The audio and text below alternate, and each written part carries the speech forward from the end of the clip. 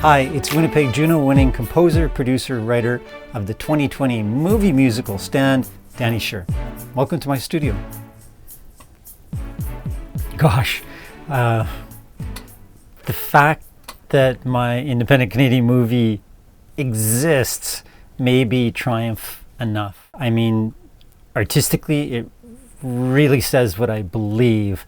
So, I mean, that may be the most important thing to an artist. Did you actually triumph in the existence of your art? And then the challenges, I mean, where do I start? It took like 15 years. It took millions of dollars. It took millions of miles of traveling across the United States and Canada and Europe to raise the money. It took a million phone calls and countless emails and more meetings than you can possibly imagine. So it was a really, really tall hill to climb, but reaching the summit feels really good. So when you're adapting history, and I've got to do it on stage and in film, I always say there's two important principles. The first is you don't adapt history just because you want to like put people in fancy costumes. It's not about the exoticism of just having people appear different than they are right now. History is a metaphor. If you're putting them in a costume, it's so that you remove yourself from looking at someone contemporary, because otherwise it's a documentary. Then it makes the mind go, wow, this is like, these are characters from something that happened a long time ago. But then the second principle becomes operative. Times change, people don't. So as a writer, you have to come at it from a character perspective. Even though it was 100 years ago or 1,000 years ago, people still do the same things. They're jealous, they're mean, they're angry, and they do crazy things. That's what you have to remember as a writer, no matter what costume and what period. Wow, being a Winnipegger is like the primary modus operandi of my arts practice.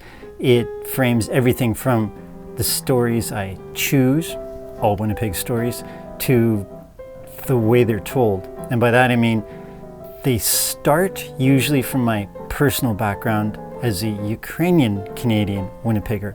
In the case of the stage musical Strike, which became the movie Stand, it really started with the story of Mike Sokolowski from the Ukrainian Canadian community. But once we got making the movie and the team expanded and my sort of arts practice expanded, it started to include the stories of Indigenous Winnipeggers and Winnipeggers from the Black community.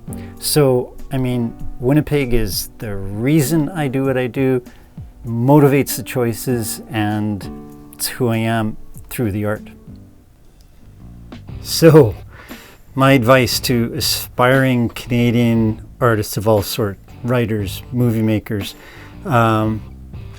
is to wholeheartedly embrace Canadian stories. What I've found is that we have an insecurity complex and we think, well, our stories couldn't possibly be of interest. But what's been really gratifying as my Stand movie has traveled the United States is Americans saying, your story is our story. We don't care where it comes from, if it's a good story. So further to that, Hemingway said, you write about what you know, which means you take the stories right from your own backyard. What's next? Well, it's more the same, just better.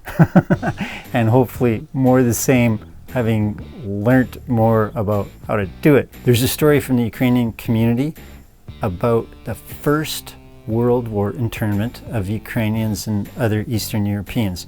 A lot of people know about the Second World War internment of Japanese, but not the first. So this upcoming movie, for which we've written the script, is called Spirit Lake, named after the internment camp in Spirit Lake, Quebec.